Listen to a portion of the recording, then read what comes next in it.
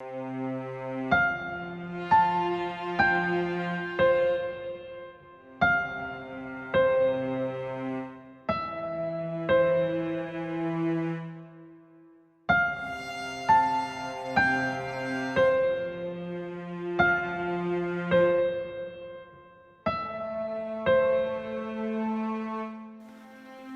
there were motor vehicles, butter and cheese factories were sited throughout the district, needing to be within travelling distance by horse and cart.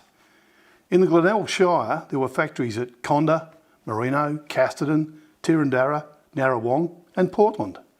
This is a photo of the Bridgewater butter factory taken about 1900. Farmers posing for the camera after delivering their cream.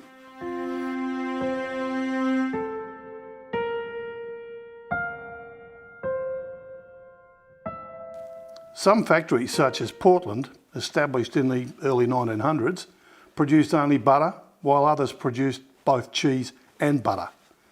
The manufacture of butter requires cream, while cheese is made from whole milk.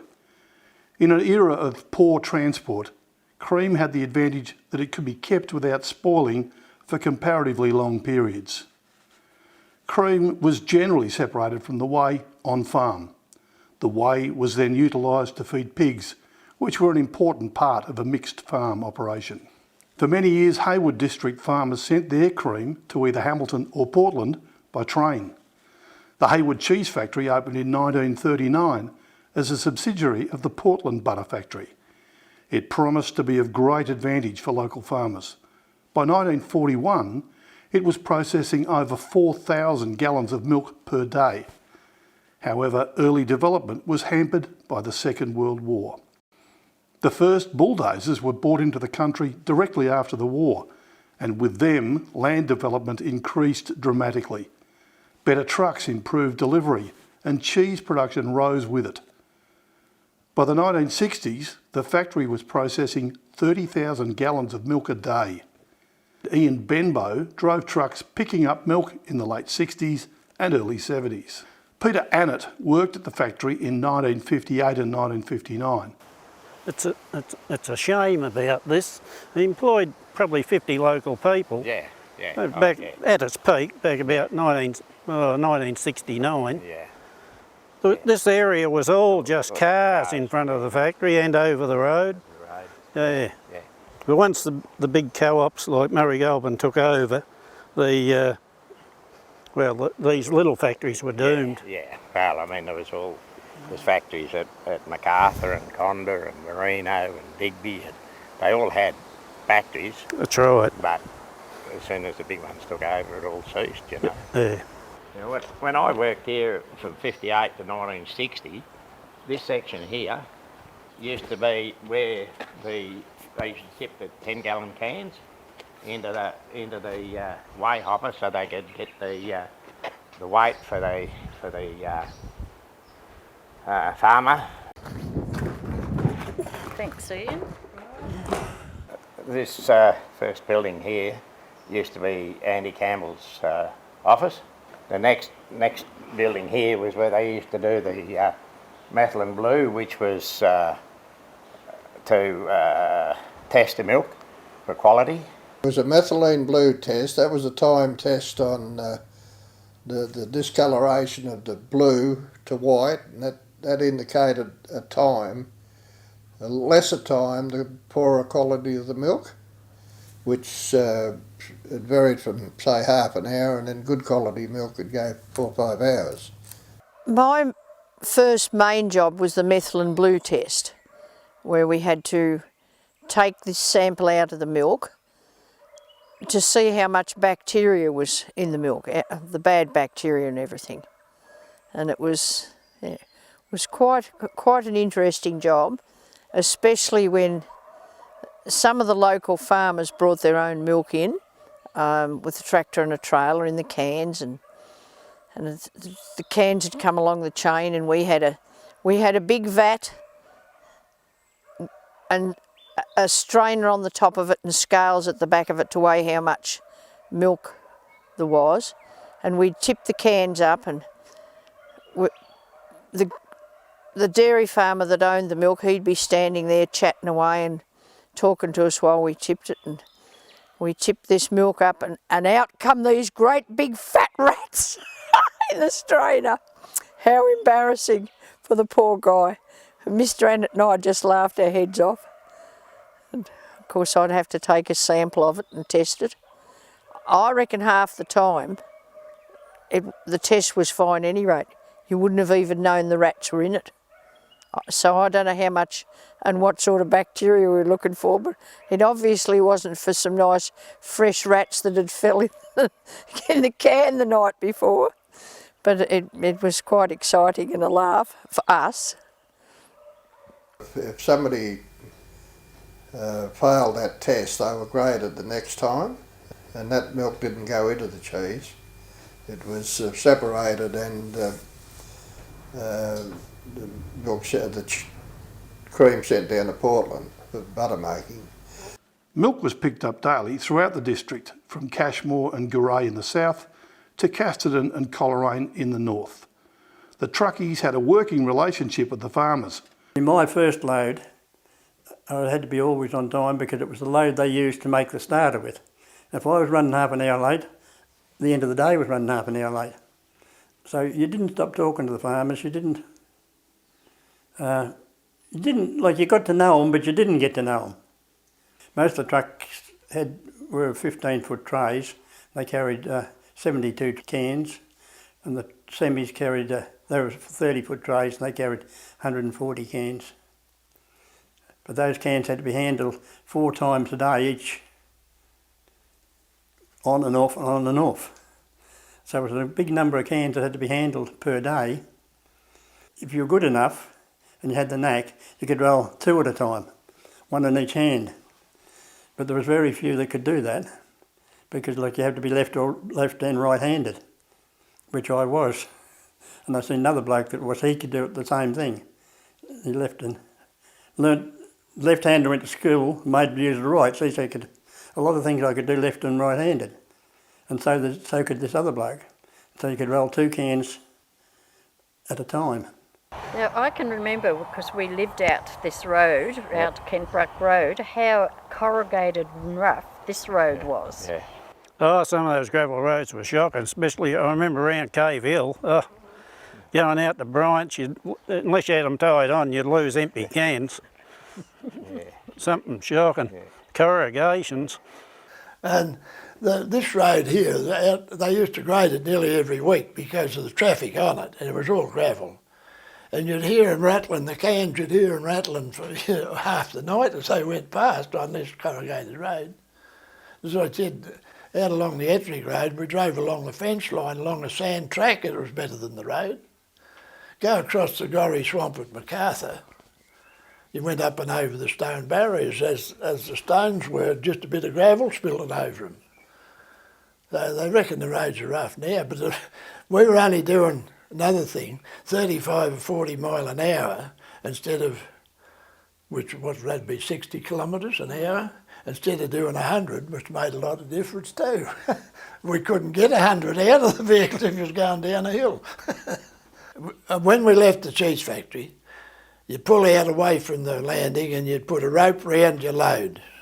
Otherwise, by the time you got into town, there'd be cans spilled all along the road. They'd be empty ones tipped off. The milk full ones weren't too bad, only when there was milk spilt on the truck. So we used to pick up a fair bit of cream on the Ettrick run. McClarty's was one of the, he was bringing his cans out. He carried 2 cans, 8-gallon cans of cream out on his shoulder, on a stick, up over a, what do they call them? You just put them across his shoulder on a stick, like the Chinese. Just do, Yeah. A stile, that's what he used to walk over. Bring them over, he'd walk up over the stile and over the... Didn't come through a gate. Walked up over the stile and down the other side with 2 cans on his shoulder. That was amazing. Yeah, well, my first job there was can washing. The milk was tipped and recorded. Harry Aldridge did that, and he slipped the empty cans down the concrete, and we put them in a manual can washer, and two at a time, and they spun around, and each time there was two come out, and you put two more in, and then you rolled them down into the down onto the landing or back onto the trucks. I know my hands were in a hell of a mess because of blisters. I had about 35 blisters on both hands, and anyway, they hardened up. Even when the bulk milk came in and it was all tankers, it was so busy here. You'd have the road tanker pull in here from Koroit, and then all the other tankers would all arrive around about the same time, because it was when farmers, once they started milking, it was time to be finished. Yeah. And the pump was about right there where we used to pump in. You run up the landing and there was a heap of switches up there, just push the button and away you went. And all the tankers were washed here as well. This photo will just show you how many trucks there were. Yes, lined up. Lined up, yeah. As I said, they'd all come in about the same time. Yes. The pump was there for emptying the tankers. It was round about here. There was a bank of switches up there for one thing and another. So they just jumped up there, pushed the button, and away she went. And of course they were all washed along here as well. And there'd be a fair string of tankers here, because they'd all come in around about the same time. And the road tanker from Koroit.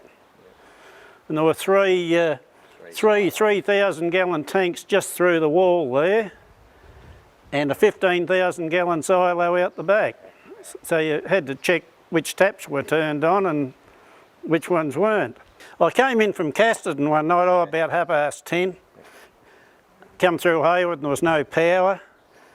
And Andy come out and he stood here on the land and he said, "Power's out, you'll have to use your donk," meaning the little petrol motor in the back. I said, "Yeah, all right." I said, "Everything turned on inside?" Yep, ready to go. And I started her up and it built up pressure in the hose, and blew the end off the hose, and it nearly blew him off the land, and it covered him in milk from head to tail. And Andy wasn't always the easiest bloke to get on with, but he didn't say a word, just walked away. Andy Campbell, the boss, he was always very good. I found him always good. He always took great care of me. I think he might have been a bit tough on the fellows, I don't know. He had to be, he was a boss. And there was some pretty rugged guys there, I can tell you now.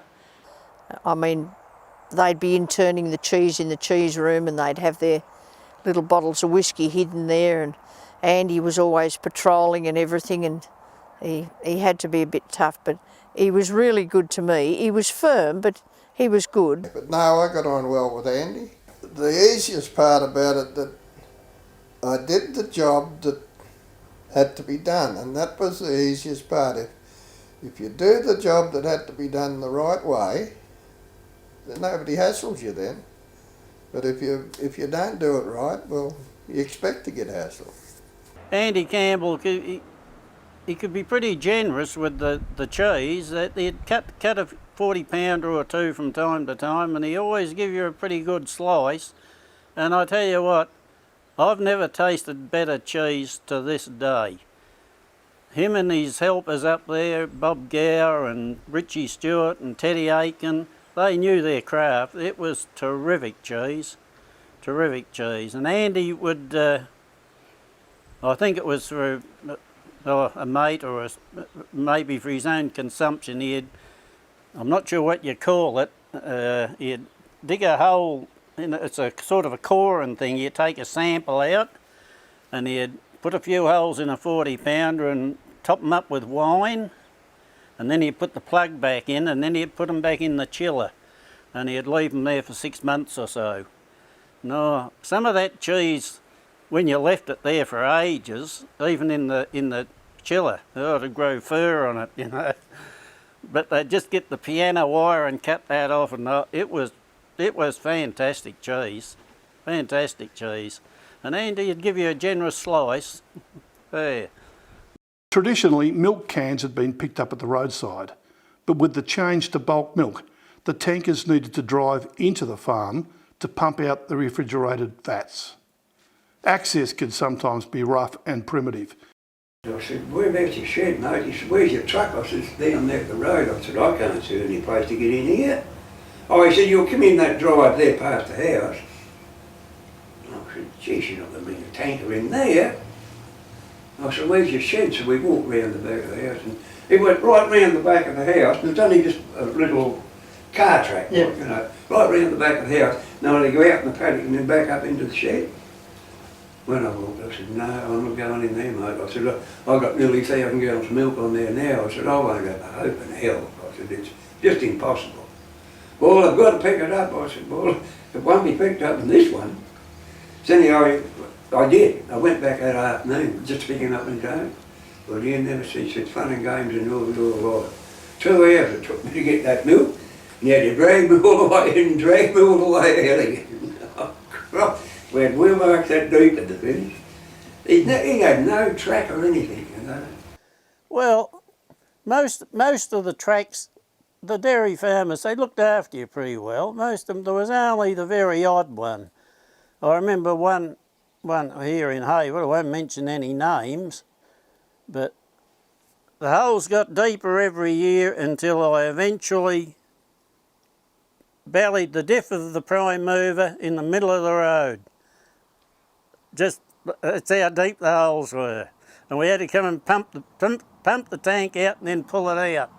Well, I went in one place, I went in every night, and I was pushing the mud in front of me with the bumper bar. Yeah. But you stuck to the wheel tracks. It was solid underneath, so you got a grip. And one of the other drivers this night, oh, too deep here, so he tried to straddle it. He finished up with the semi, they had to get a crane up to lift it out. Oh.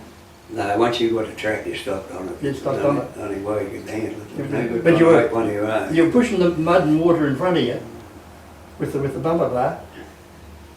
One of the more interesting events that happened, went to Charlie College's one morning on Bridgewater Road. Now, Charlie was a funny fella. He had a real sense of humour. And he's got the camera on me. As I come driving in, he's got a camera on me. When I got out of the truck, he's saying, don't look at the camera, don't look at the camera, which is exactly what you do. And I thought, well, he must be going to put it on film for his, show his family overseas or something. So I went through the whole routine, stirred the milk, which was what you were supposed to do, and didn't always bother doing it. The agitator was good enough. I used to spend extra time at Charlie's. I'd pick his milk up and I'd be there for 20 minutes or so after listening to the tales Charlie would tell me. He's a funny fella, he's a real good bloke too, real good fella. Roy talks about earlier times. There was no such thing as roads those times, you know. I mean, they were all tracks, most of it. All out round the back there, quite down to West L Browns there, wasn't it, you know. And they were only little narrow dirt roads. Yeah. Then they put gravel on in the finish, but well, for a long time they were only just a little narrow road, just a wheel track, that's all you had, you know. You'd go past the trees, you'd only be missing like that. I was running late one morning and Andy Campbell said, where have you been? I said, well, I turned up the Conda Road this morning and I run into a pothole. And it took me half an hour to find my blasted way out of it. A lot of the ones close handy, well, they all carted their own milk here on tractors and trailers or a ute or something, Just about all, most of the ones out this road. I think the only one that got picked up further out here was Mick Walder. I used to pick Mick up. Yeah. But all the ones just here, and there was, it was probably eight or 10 dairy farms between Haywood and here. Yeah. In the 1950s, there were actually 13 dairy farms along the 5 kilometres of road between the factory and Haywood. The landscape has changed dramatically. Well, it started off here at the high school turn-off with Johnny Pevitt. And down where the school is, there was Mabbits. They milked cattle there, milk cows there. And then there was my parents, my grandparents, Edgar Bond, Joe Jackson, Peter Beavers, Eddie Hollis, Pod Satchel, Jack Benbow's had a dairy up on Hedges Road. Charlie Benbow, Arthur Evans, Snowy Evans, Archie Thomas opposite. The last ones was Mick and Sandy Walter, one each side of the road out that way, and Angelino's on Hedges Road. There would have been 17 small dairy farms out Mount Clay Road, and back in those days you'd have Ted Evans, the Dents, the Hogans, Mulseeds, Donohues, the Evans boys down here. They just, in the end, just wasn't worth their while putting a bulk tank in. So a lot of dairy farmers just left the milk industry. And today, there's only 2 dairy farmers out the Mount Clay Road in existence. This building on my right here, this is where they used to separate the whey, which had a percentage of butterfat still in it. There was a big open top vat on top, and there was 2 separators here, and it used to come down through that hole up there in the ceiling into the separators. And then Ernie Matuska used to take the cans back to the Portland Dairy Company and use it for butter. They used to have to separate the milk because the milk they made the cheese out of had to be a certain butter fat, and it was always too high, so they separated some cream out, and that was sent to Portland in cans when I worked there, down to the butter factory for them to make butter out of. I standardised the milk because standardising milk meant you could break the company. I mean, if you didn't have the right amount of cream or the butter fat in your cheese milk, if you had too much, you're giving away money. If you have too little, this cheese gets overseas, and the buyer says that's not good enough, and they chop money off you. So it meant that you had to be pretty spot on the amount of butter fat you had in your cheese milk. And I had to wash this great big separator because they reckon girls are much better at washing dishes than guys, so that's how they all got out of washing the separator. So that was Lynn's job, which I didn't really like much, but it was a job. Concrete blocks are where they're ex-railway steam engines, and beside there was 2 of them, and then there was a third one just over there. We ended up with a train engine to make steam out there, and it come through the town. I think it stopped the town that day. It come through on the trailer, trucked, and this steam engine came through, and they put that in the boiler house, and it produced our steam there for a long, long time. All it was supplying was the steam. There was nothing to drive. It didn't have to drive anything, only supply steam and heat the water for the washing up and all the goings on. It was steam, a lot of steam used around the factory. My dad spent years firing these along with Oliver Bell and Herb Cundy and a whole heap of them.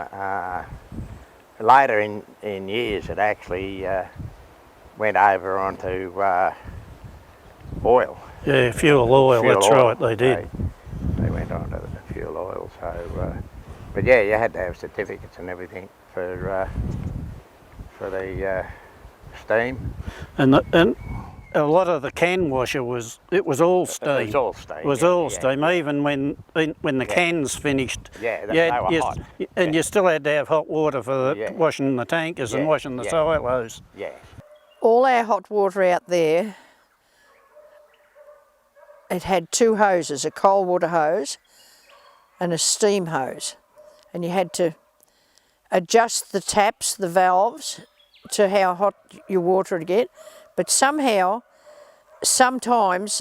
the hoses were attached on with a hose clip, and sometimes it would blow off. It would get too hot and blow off, and the water would go shooting everywhere. and it was winter time, and I had a boiler suit on and lots of clothes underneath, and I got really scalded with all this hot water, and Mr. Annett come flying over the chain and grabbed the cold water hose and shoved it down the front of my boiler suit, and it was a great big 2-inch hose. It was frozen cold water. But it all ended well because I ended up with no blisters or anything.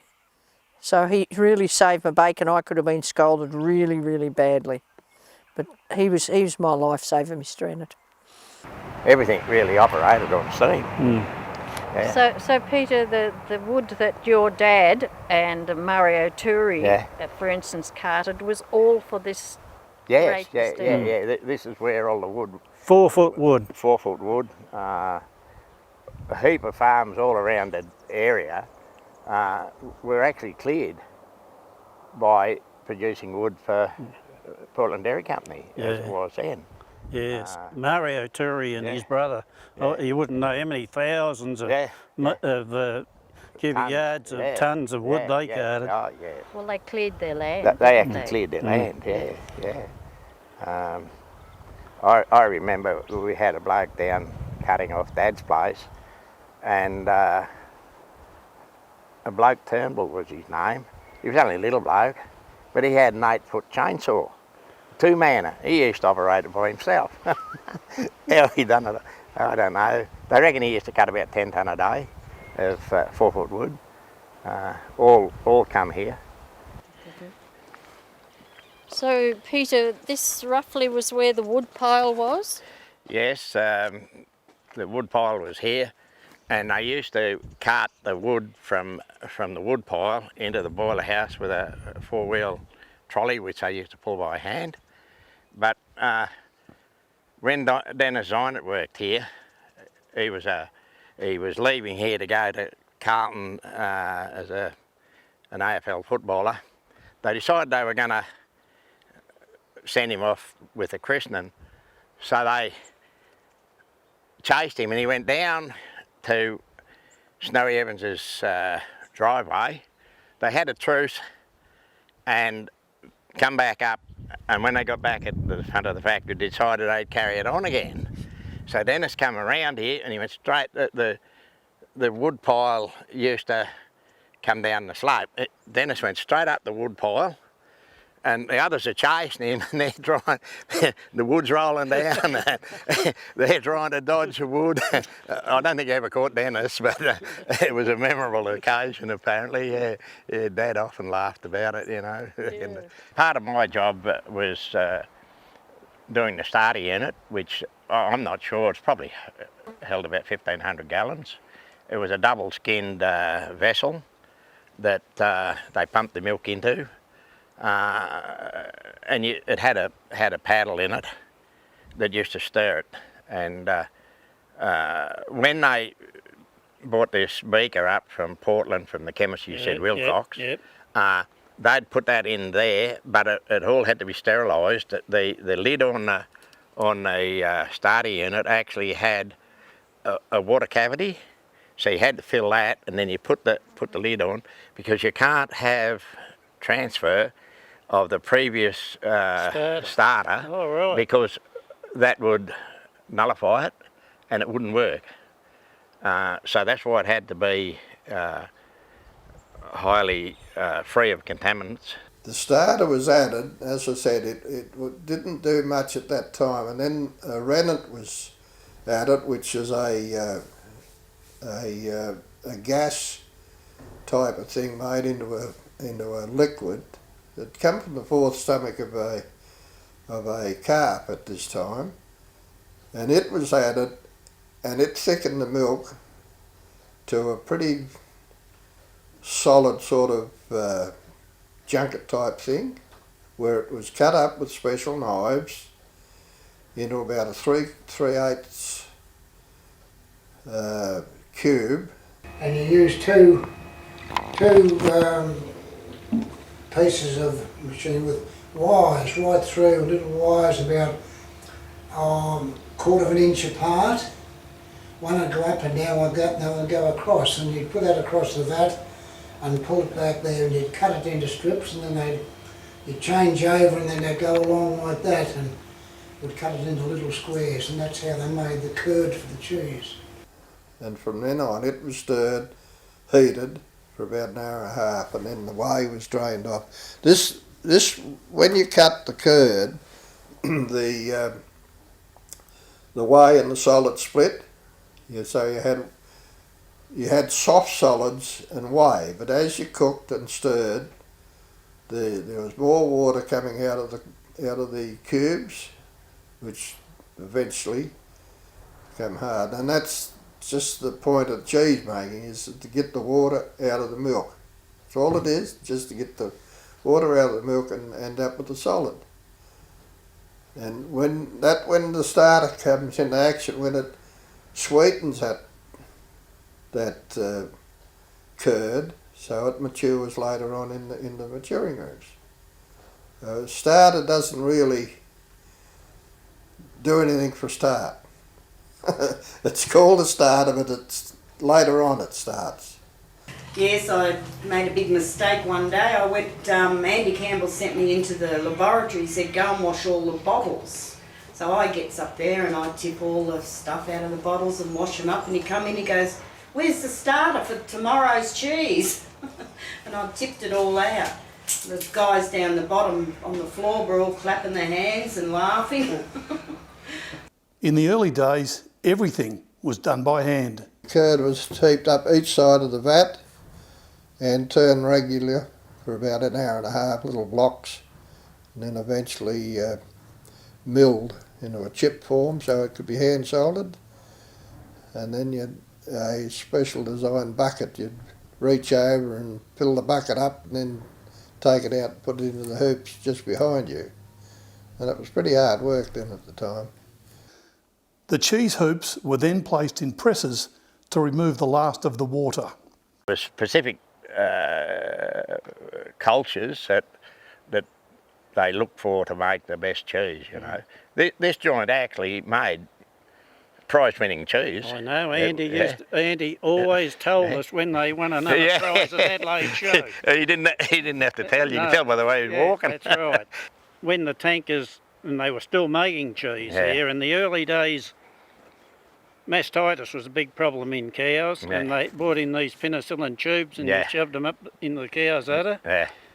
And before they put blue dye in them after, it was just clear, you wouldn't know. You didn't know. And I brought in a tank a load of milk, and Andy, pumped her into the vats and put the starter in, and nothing happened. Because the penicillin that nullified it. Nullified it. Yeah. And he come out, he was just about foaming at the mouth. And he said, where'd you pick that milk up? And I give him a list of where I'd been, and he got all the sample bottles to test it. And he said, it won't work, it's killed the starter. And I followed him in there, and he swore, and he kicked the tap open, and 1,000 gallons of milk went straight down the drain. When we started carting milk in there in bulk, and Andy Campbell said to me, he said, that's the day, he said, that the Heywood Cheese Factory couldn't produce top quality cheese, because your lowest grade of milk is your tanker load, right? And he said when the can milk was coming in, he said if you got a cooked can, he said you could put it aside, he said, and tip the rest of the milk in, he said, and you had quality milk. And you know, I've seen it repeatedly. Someone come in and they picked up bad milk, and it just absolutely goes right through the lot of it. At the farm, the milk was cooled, cooled pretty well, and this limited the growth of the bacteria in the milk. So when the milk come in, it was limited. Where in the canned milk, if it used to sit in the sun, it used to increase in bacteria. And we found that it made as good a cheese anyway. Tanker milk was as good as canned milk. In fact, I think it was a little bit better.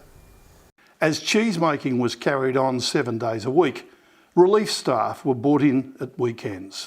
Go out there and do the work on the Saturday afternoon and the Sunday. It was Jimmy Stone and myself. Mervyn Annett. It was quite a few people used to work there on the weekends, while others had their Saturday afternoon and Sunday off. That was in 53 and 54, because I know I missed the first two grand finals Haywood won, as we worked out there on Saturday afternoon and Sunday.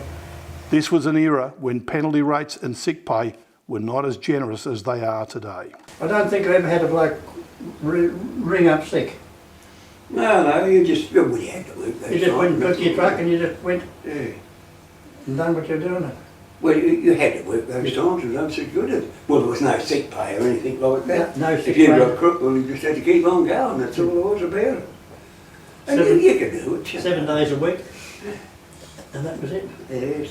No such thing as overtime and Of course not. No, No, it didn't matter overtime. There was no such thing as overtime those times. You know. that was all was like you paid by the hour, and that Yeah. was.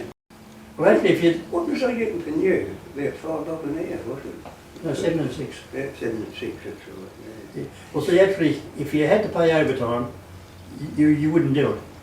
Well, you couldn't because you're on a set wage yourself all the time, weren't you? Yeah. You see, we're only getting. We're getting to the semi. I think we're getting about.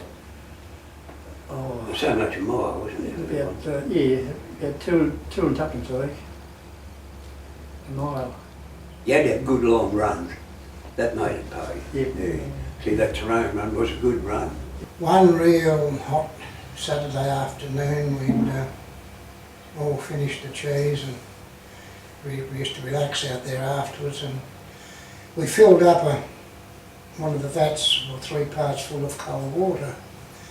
And of course myself and a couple of other chaps was doing the breaststroke up this cheese vat in the nutty, and the manager of those days used to knock off about lunchtime, and you wouldn't see him for the rest of the afternoon. But this Saturday afternoon he walked into the factory and he was 2 of us doing a breaststroke up the vat. That was a bit of a laugh. But one night, after they stopped making cheese out there, and all the vats were full and the 20,000 gallon silo was full, I walked along and that gets the cream in, and I kept going up one of the vats. I seen a little wee black spot about as big as a 10-cent piece. I thought, what's that? And I was pressing up, coming this black cat. We had a lot of cats at the cheese factory, a real lot of cats, like there would be 30 or more. And you'd go in early in the morning and all these cats would be coming down. You'd walk in and they'd be meeting you and running everywhere. They come in at night, and they used to come in for food, obviously, and we had the cream that we'd separated, and it was in big vats. And the vats had a board over the top of them, and they had a big sheet over it to keep the cats out, and the bird poo and everything like that. At any rate, the cats obviously walked along the board and tried to get in, and then stepped on the cloth, and then they fell in. So we'd come in the morning, and one of the first things we'd do is pull the big cover off the cream vat and pick out the drowned cats. Great big dirty fluffy things covered in cream and obviously dead. Richie Stewart, Richie's still going, he's down in Warnham. He couldn't get the milk pumped out of the vat, and he reached down and he pulled his dead cat out of it. It was blocking up the hole to pump the milk out. I remember that. And the funniest part about it was that he scanned the milk off the cat back into the vat.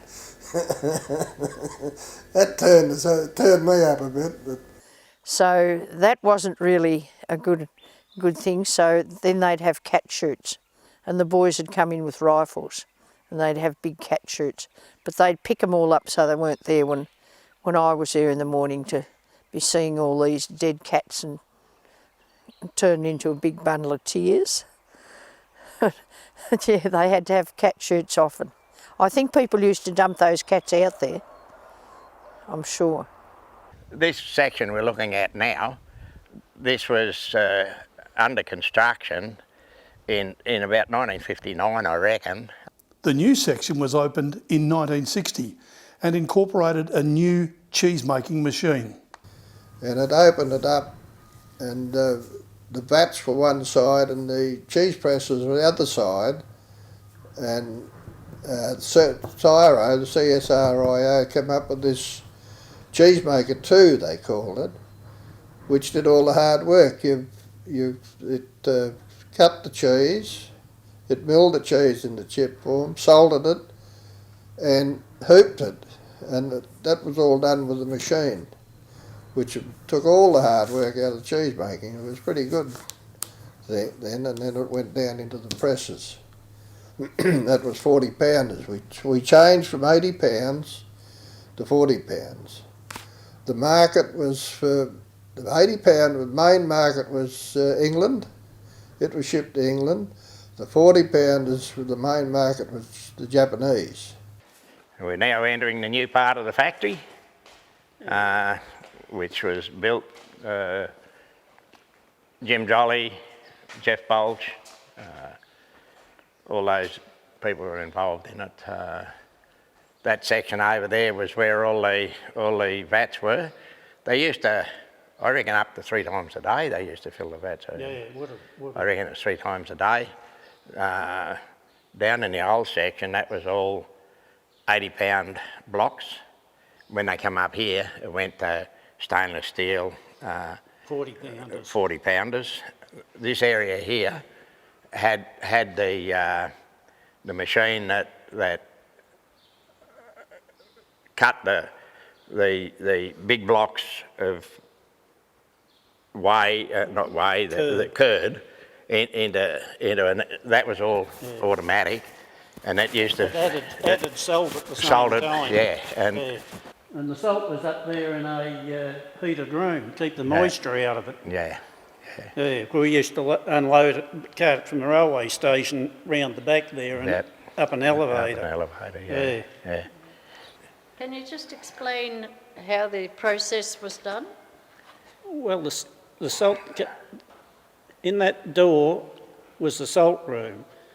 The salt come out, they bring bags of salt out and put in the top of the machine, and the curd was chopped into chips and mixed with the salt, whatever the amount of salt was, I'm not sure. And then it was taken from that machine and put into hoops in the presses, which were along in rows here. And that's where it stayed for 2 or 3 days. And the women worked the hoops. The women worked the hoops. I used to dress the hoops with cloths that had been washed, of course, after they'd been unwrapped off the cheese and then soaked in a can with water in it, and I think it had something in it like glass powder or something you had to put in it to soak with them. And then you put them on wet, and you had a long one. The hoop was, well, you know the size of a 40-pound block of cheese. The block of cheese had come out and it was that big. So these hoops was a metal, stainless steel base about that high, and it was probably as big as that to make the cheese blocks outside. And the other piece, you put 2 pins through there and come out here in the bottom piece. And the top piece was a bit of metal that about that size, but it wasn't jointed in, it was springy. It was about that high.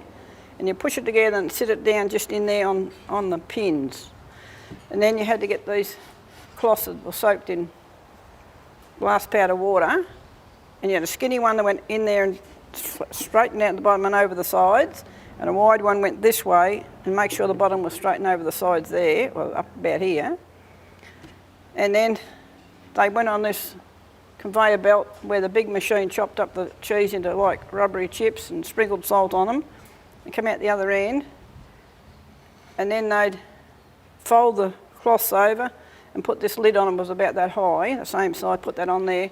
And they went under a press and they pulled the pins out and it squashed it down a bit. And then they'd take them on a trolley over to these big racks and they'd sit them on their side and push one behind the other and then push them up to squeeze out the water, the whey, and every now and again they'd tighten them up a bit more. And that's how they made the cheese blocks. There was rows of presses along here, and they'd leave them in there for, I think a day or a couple of days or some such thing. And then they'd go through that little door there, that little white door. into that was where they packed them. Oh, right. And wrapped them in plastic, and then they either went in a cardboard box or a wooden pine box if they were export. And there was about 10 women actually Oh, worked there was in? quite a few in there.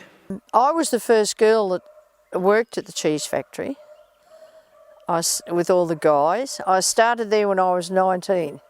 I'd never had another job. I was so shy. The guys were really, really good to me. They couldn't get boo out of me half the time, but they were really nice, and they never swore or anything like that, and coached me along. Heywood Cheese Factory with May Sharrick, Winnie Milano, and there's a lot of others, but I can't remember all their names. We used to do the cheese for export, for overseas, dress the hoops for the cheese, go upstairs and do the boxes, stamp all the boxes, but it was very hot up there in the summer, up in the roof. I worked at the Heywood Cheese Factory at the age of 16, but back then I was Mary Farley. I got the job, I think, through Maudie Hawker. And we travelled, I think Maudie and I travelled together, but I can't remember how we got out there, who drove. I worked with Maudie, Dulcie Luca, Diane Bembo, Rosa Turi. And our bosses were Andy Campbell, Bob Gower, and I can remember packing the cheese. There was 2 packers, one each side of the belt at the cheese factory, and we had about a minute to wrap the cheese. There was 2, one each side, and that moved along to the next person to pack it, and the blocks of cheese weighed about 40 pounds at the time. All of the cheese was packed in this room back this way where the yellow tiles are, and it come through a door here and was stored in a chiller in this room, which was only half the height of what's showed here, because there was another floor about the level of the bottom of that door, and that top floor was heated and where the salt was kept. And all the 40-pound cheeses was kept on pellets down the bottom here. And when they had enough for a shipment, they were unloaded out these small doors at the side on rollers onto the truck and went to either Borthwick's or the grey cool stores. The salt used to come in those doors up the top, used to unload there on an elevator. The hardest part of the job was the elevator, which was about 4 times bigger than what was needed, was getting it set up. But it all come from the railway station, and a lot of other goods too. The cheese wrapping boxes were so big, I'm not sure how many wrappings they had in, probably 1,000, and they were massively heavy, probably worth a lot of money too. And the cardboard boxes and the cartons, we carted all those from the railway station in Haywood. Pity to see it the way it is. They employed so many people, but when they finished making the cheese, about 72, 73, Murray Goulburn still uses it as a depot. As a depot, yeah. In 1968, the Murray Goulburn Cooperative took over the Portland Dairy Company and its subsidiaries, including the Heywood Cheese Factory, and began modernising and rationalising the dairy industry. A change was made from cans to bulk milk handling, which caused some grief, especially among the smaller operators. Many people were forced out of the industry through economics. It was Portland Dairy Company when I first went there, and then Murray Goulburn took over, and that was the sad part when Murray Goulburn took over, because they closed all the little factories. They closed Macarthur, they closed Penshurst, they closed Conda, they closed Coleraine, Merino and Casterton. And that was a lot of people employed in those factories. And that was a sad day, because when you look at Wallasdale, I reckon nearly every house had a little wee billy of cream. They might only drink had milk of half a dozen cows, but that went to the Conda butter factory and it employed X amount of people. And that to me, those people that lost their, you know, taking their billy of cream or can of cream there was a sad loss. It meant a lot of dairies, well, they had to go out of business. So they had to change what they were doing. So but I was kept on carting cream three days a week, but all the other drivers were all put off. Gordon Moore, McLean's, Smiley, Alan Sharrick. They were the main ones. That were, but Jennings from Portland. But there was a lot of, they used to employ during the season, different contractors. But well, they weren't really contractors. There was never a signed contract. We all just had a job, and while you did that job, you had it. The bulk milk cut all the small dairies out. They're just the same.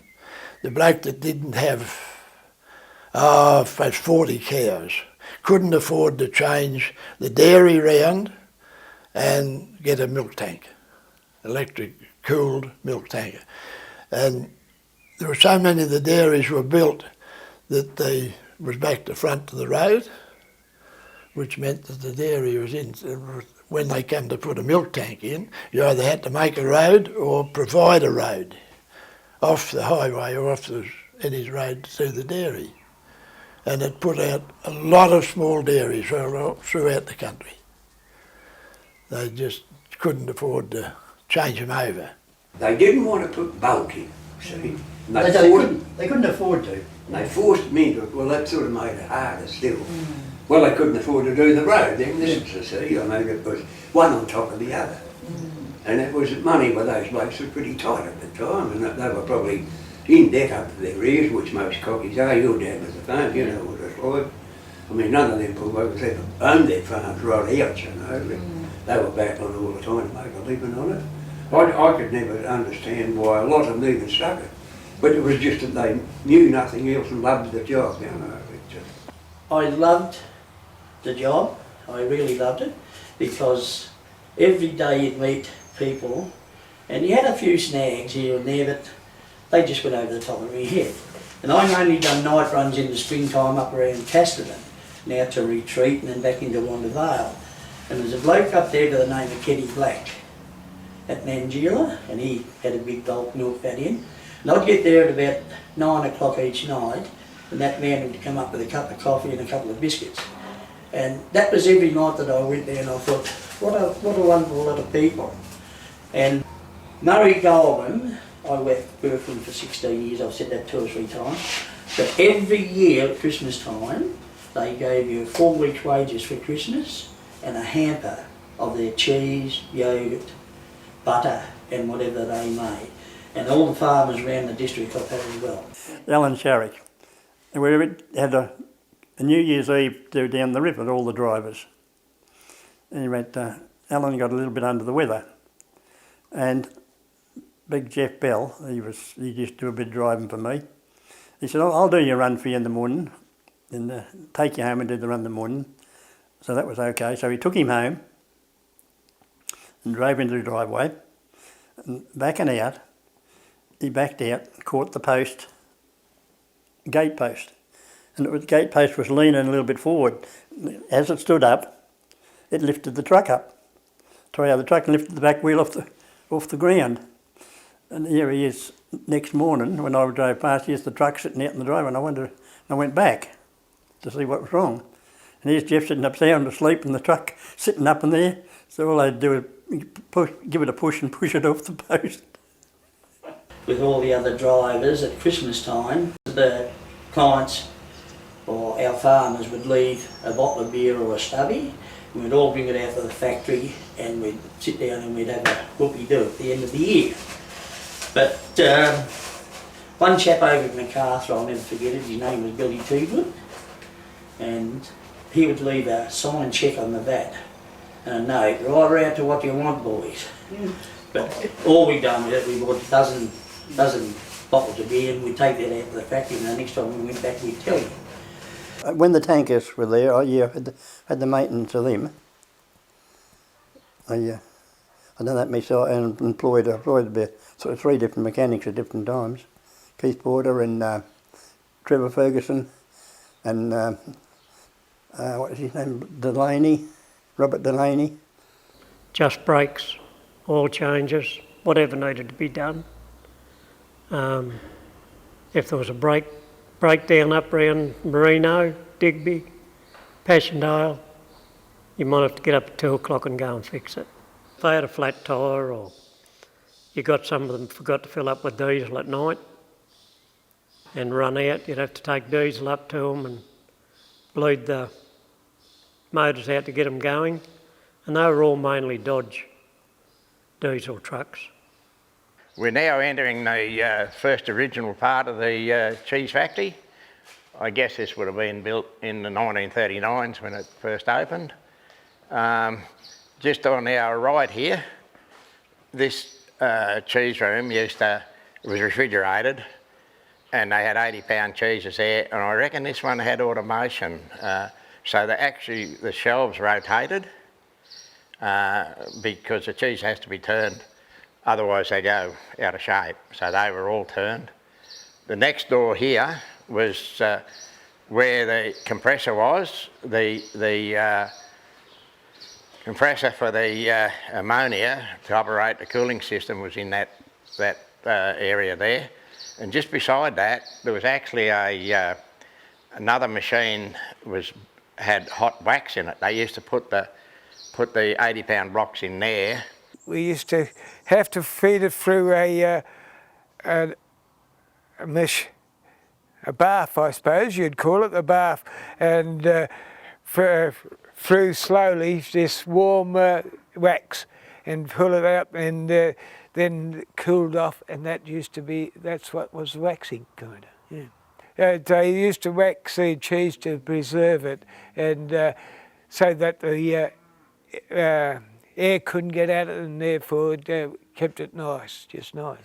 So once they'd gone through the wax, they stabilised. The next door was that was all manually turned, and the shelves went right up to the roof, and they're about a metre apart, I suppose, and you used to be able to just climb up the steps, and then you just walk along, just straddle it and turn each one.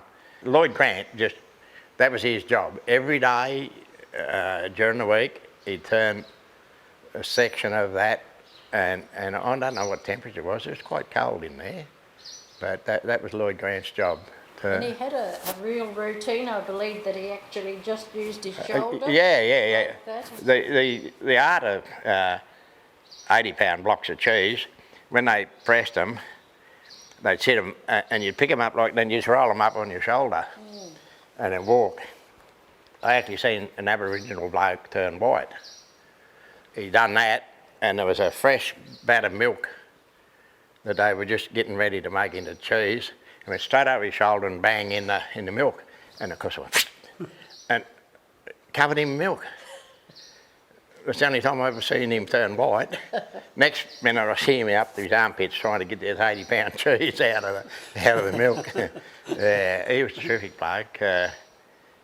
Tiger Williams was his name. Murray Goulburn ceased making cheese at the factory in 1974. From then till 1979, it was used as a depot for holding bulk milk brought in from farms awaiting larger tankers to take it to their Haywood factory for processing. The factory closure was a considerable loss to the town. I think it's such a shame, isn't it? Such a pity to see it like it is now, because the Heywood Cheese Factory had such a history to it, and now it's this. Well, the thing was too, it employed so many people, didn't it? Yes. Yes. I mean, 40 to 50 probably men, and there was at least 10 women that worked here. Yeah. And so when it was closed, there was a big hole for Haywood. A few years later, Murray Goulburn also closed the Portland butter factory, centring all their operations in Haywood. This was an even bigger blow to small farmers producing cream, as Koroit was focused on whole milk for the production of cheese and milk powder. This was the second round of cuts for the small dairy farmers. There had already been the shakeout for whole milk suppliers when the transition was made from cans to bulk milk. Now, the farmers supplying cream to the butter factory had the choice of installing refrigerated vats and going to whole milk or leaving the industry. Many left the industry. I would say there possibly would have been in the vicinity of 70% of the dairy farmers dropped out.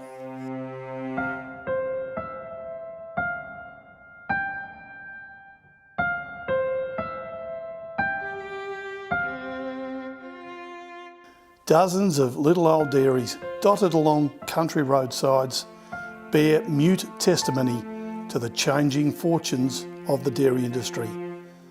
The days when a 20-cow herd would feed and clothe a family have long passed, sacrificed to the gods of progress and economic rationalisation.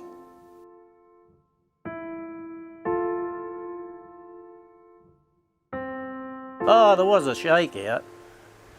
Whether for the better or not, I don't know. Even on this road here, Kentbrook Road, almost every house after you leave the town boundary, almost every house sent milk or cream. Almost every house.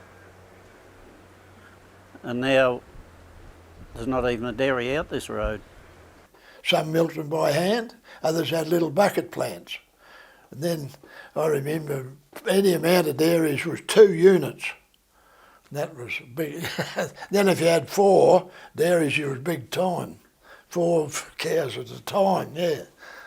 Now that's, well, what's a rotary dairy? Probably 50 or 60 at a time. In fact, if you went out to Macquarie Dairy, I think they're probably 60 at a time on that. When you look back at it, it actually, the whole dairying game has been good to me and the family. Hard work because you had to milk cows before and after. Yeah. I was young, I suppose, then I could do it. I don't know how I did it now, looking back. Looking back, it was, at the time, a well-paid job. You worked 2 weekends out of every 3. Being a football fanatic, the Saturdays when you went like a scalded cat to try and at least get back to Haywood to see some football. And you'd always word, if you were doing Merino, you'd make sure you worded up the road tanker to be there on time at Passchendaele. So, yeah, no, it was a good job, and it was a wonderful time. It was an education because I hadn't been out among people, and it was a job. I loved it.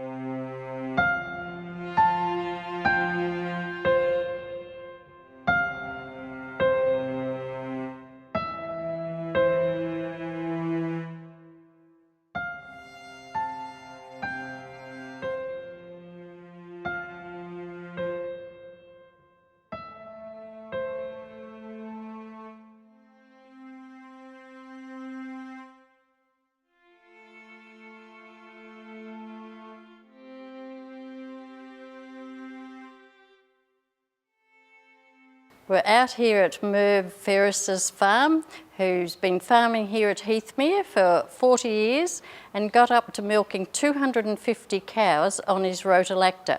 Now he has retired, but he still can't give up milking cows. He actually has 2 house cows that he milks for his own purpose and still makes his own butter. So that's what we're out here for Merv to demonstrate making his butter. And he's going to demonstrate using it in the old way in a wooden churn and make the butter that way with the butter pats too into the shape that was done in the old days. But first he has to milk the cows and separate the cream.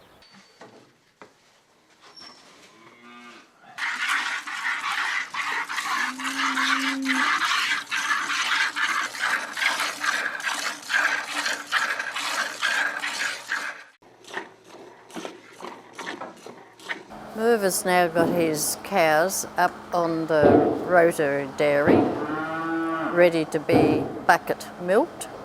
They have some feed in there for them to have as well.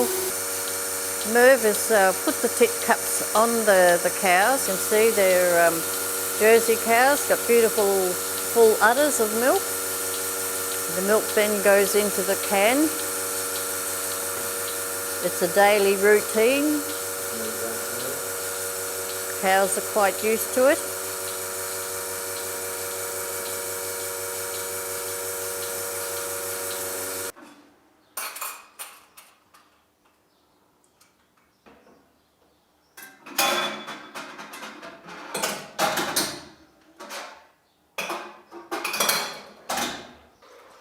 Merv is just sifting the milk.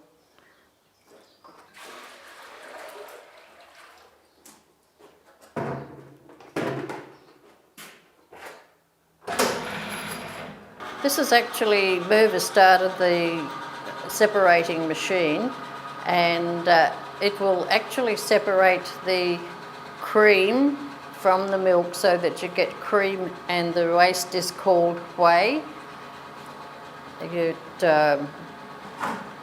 It's a centrifuge action to get the cream. And you actually get only a small amount of cream from your milk. There's the milk part of it coming out, and the cream will come out of the other end. So the one coming out that you can see now is actually what we call whey. The cream now is coming out. It's being separated.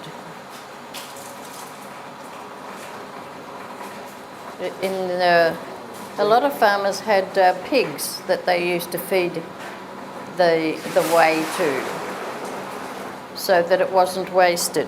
Skim milk, whey, it's the same thing. As I said, it could be used to be fed to the pigs, can be fed to the calves.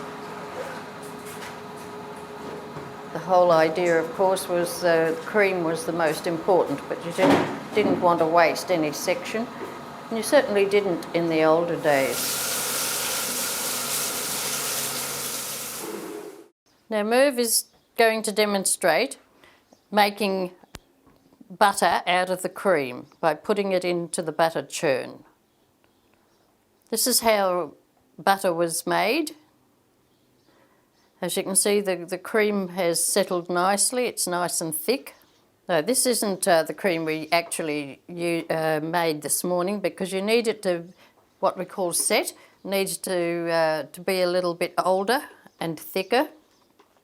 Merv is adding salt to the cream as it is churned into butter. Salt was always used. So the salt is now being mixed into the cream. Put the lid on the churn to keep the spray, of course, inside. And normally you use the stirring in a regular pace. It does take a while to turn the cream into butter.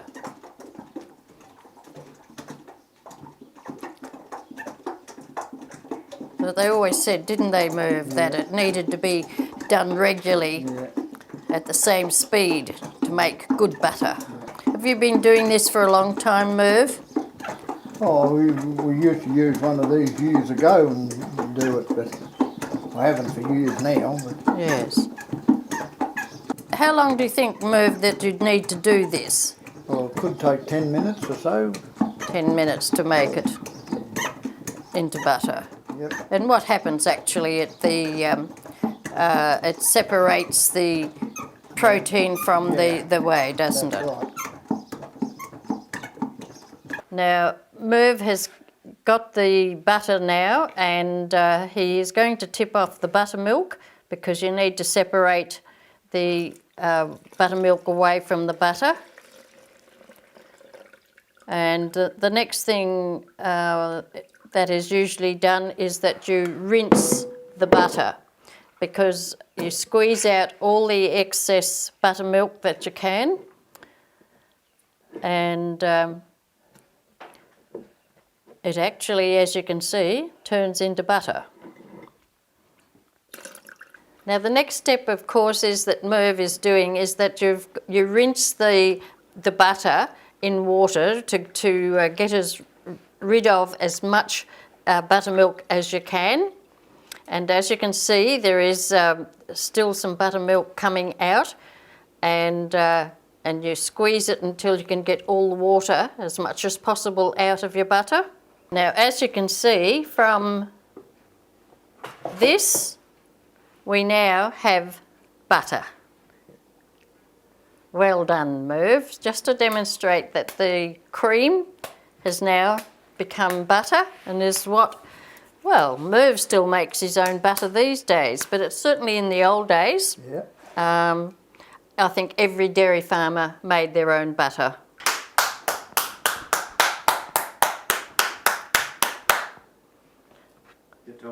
This is now making the butter into the shape that you would like it, and you use the butter pats and make it into the usual shape. How big a piece would you like? Yeah, no, that's fine. Right. And so now you've got your salted butter. And as I said, you put salt in it, it's a good preservative, added more flavour of course as well. And this will keep, if you can keep it in the cool place, it's just like ordinary butter that you would buy down the street. And you've got your butter. Tastes just as good, doesn't it? Yeah, yes, better.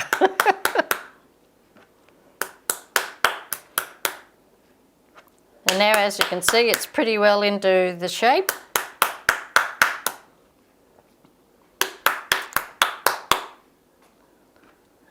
I think that's pretty good, Merv. Yep. I really don't know what we used in the old days, but of course these days, of course, we've got the fabulous Glad Wrap, which is what you can wrap the butter in. Of course, in the shops you have it in the foiled containers or go straight into the plastic butter dishes. And you could do that here for that matter, but usually, there you go, you've got the butter wrapped up. And ready to keep in the fridge. Very good. One more.